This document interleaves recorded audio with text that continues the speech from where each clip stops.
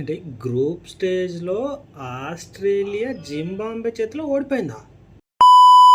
ఇప్పుడు world cup I think నేను చిన్న ఉన్నప్పుడు అనుకుంటా.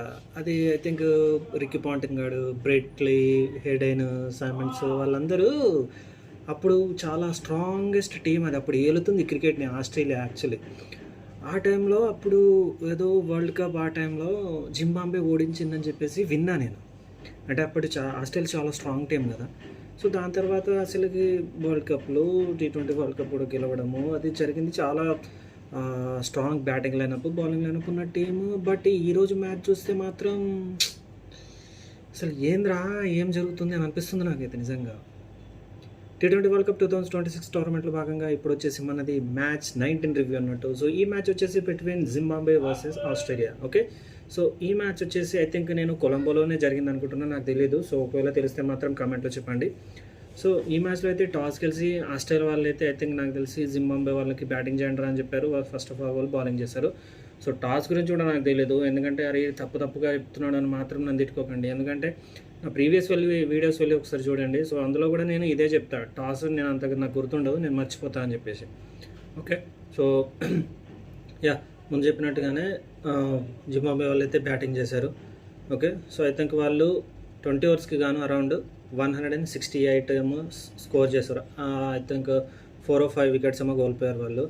ఎందుకు బ్రో ఈరోజు బుక్ చూడట్లేదా అంటే, ఈరోజు బుక్ చూడట్లేదు. సో అందుకోసమే ఐ థింక్ నాకు తెలిసి జింబాబ్వే బ్యాటింగ్లో వచ్చేసరికి అందరూ బాగానే బ్యాటింగ్ చేశారు.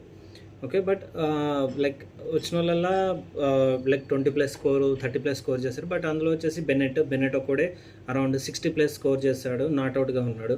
సో అది చాలా పెద్ద అసెట్ అయింది వాళ్ళకి. అండ్ ఇంకా సో వాళ్ళైతే 160+ స్కోర్ చేశారు జింబాబ్వే వాళ్ళు. సో ఆ యొక్క స్కోర్ని టార్గెట్గా వాళ్ళకి ఇచ్చారు. నాకైతే ఈ చేజ్ డెఫినెట్గా వాళ్ళు చేసేస్తారు అనుకున్నాం, ఎందుకంటే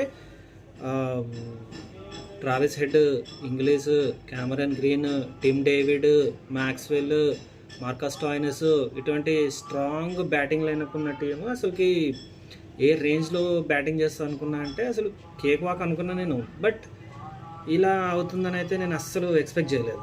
ఇక ఆస్ట్రేలియా బ్యాటింగ్ విషయానికి వస్తే 19.3 ఓవర్స్కి వాళ్ళు 145 చేసి ఆల్అవుట్ అయిపోయారు. నిజంగానే ఆల్అవుట్ అయిపోయారు. అంతా స్ట్రాంగ్ బ్యాటింగ్ లైనప్ ఉన్న టీం అసలు ఈ జింబాబ్వే చేతిలో ఓడిపోవడం లైక్ అప్రిషియేట్ జింబాబ్వే టీం. చాలా మంచి బౌలింగ్ చేశారు. లైక్ అతను బౌలర్ పేరు మజర్ బానే అనుకుంటా, 4 వికెట్స్ ఏమో తీసుకున్నాడు. సో ఇంకా వేరే బౌలర్లు కూడా అరౌండ్ 2 వికెట్స్ 3 వికెట్స్ ఇలా తీసుకున్నారు. చాలా మంచి బౌలింగ్ చేశారు. అలాగే ఒక క్యాచ్ అయితే పెట్టాడు భయ్య, నిజంగా క్యాచ్ మాత్రం ఎక్సలెంట్ క్యాచ్. చాలా ఒకవేళ నేను స్క్రీన్ మీద వేసేస్తా, లేకపోతే ఎందుకంటే మళ్ళీ కాపరేట్ స్ట్రైక్ అని చెప్పేసి వేస్తాడు. ఒక్కసారి మీరు చెక్అవుట్ ద హైలైట్స్, సో అందులో మీకు కనిపిస్తుంది. ఎక్సలెంట్ క్యాచ్ వచ్చాడు, డైవింగ్ కావచ్చు. ఆ ఫీల్డర్ పేరు కూడా నాకు తెలియదు, అడగకండి. సో వాళ్ళైతే 145 or 46 వేసి వాళ్ళు ఆల్అవుట్ అయిపోయారు. సో ఇక ఆస్ట్రేలియా బ్యాటింగ్ విషయానికి వస్తే మాత్రం ఒక రెన్షో మాత్రమే అరౌండ్ 60+ స్కోర్ చేశాడు, 60-65 ఏమో. దాని తర్వాత మ్యాక్స్వెల్ ఒక 30+ స్కోర్ చేశాడు. సో మిగతా వాళ్ళంతా అంతే. నేను ట్రావిస్ హెడ్ బాగానే ఆడతాడు అనుకుంటున్నా, కానీ అసలు ట్రావిస్ హెడ్ ఆడట్లేదు, మరి ఏందో తెలీదు. సో ఇది ఆస్ట్రేలియా టీంకి ఇది ఫస్ట్ లాస్ట్ గ్రూప్ స్టేజ్లోనే. ఇక జింబాబ్వే టీంకి ఇది second win. First win already వాళ్ళు గెలిచేశారు, ఇది సెకండ్లో ఆల్రెడీ కూడా గెలిచేశారు వాళ్ళు. కాబట్టి ఇది మ్యాచ్ మీద నా రివ్యూ. లైక్ ముందు వీడియోస్లో చెప్పినట్టుగానే అసలు ఏ టీంని తక్కువ అంచనా వేయడానికే లేదు. నేను చెప్తున్నాను కదా, ఏ టీంని తక్కువ అంచనా వేయడానికి లేదు. ఇప్పుడు ఈరోజు లైక్ ఇప్పుడు నేను మ్యాచ్ రివ్యూ ఇస్తే ఈ మ్యాచ్లో కూడా నేను ఆస్ట్రేలియాని గెలుస్తాను అనుకున్నాను, ఎందుకంటే ఆస్ట్రేలియా ఆల్ ఫేవరెట్స్ కాబట్టి. బట్ మొత్తం తారుమారైపోయింది.